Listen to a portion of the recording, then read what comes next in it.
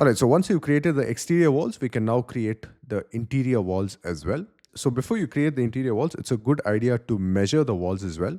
So there's two ways to measure in Revit.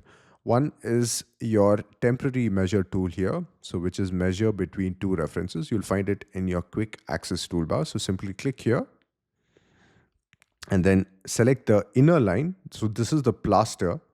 So we need to select the inner line here. So click here till here, and you can notice that it is exactly 6 inches. So we can use a 6-inch wall. So let's go to walls, select basic wall generic 6 inches. Make sure to check these settings once more. So the base constraint is ground floor slab top.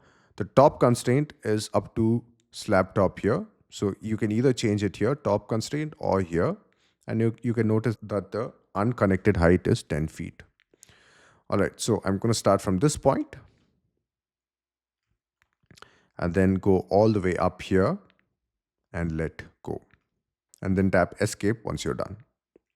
Similarly, we have a 6-inch wall here as well. So I'm going to click here, go all the way to the other side of the wall. And you can notice that Revit automatically connects these walls together. And this connection was the join status here. By the way, I tapped WA to activate the wall tool. So get in the habit of using the shortcut WA for using the wall tool.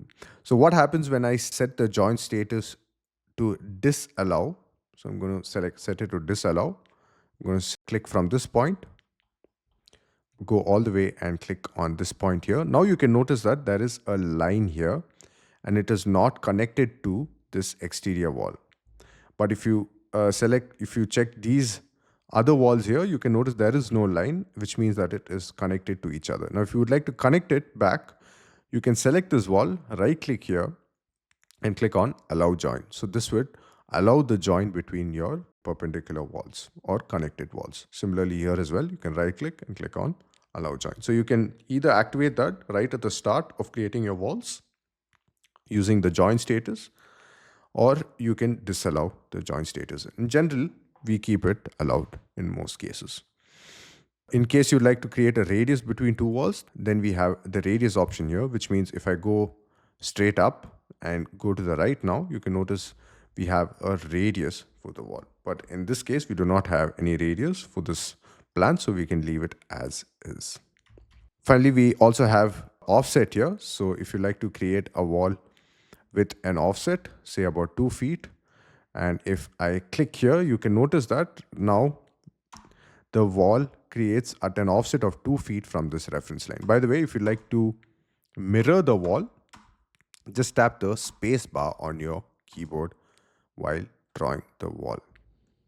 And the last setting is, of course, chain.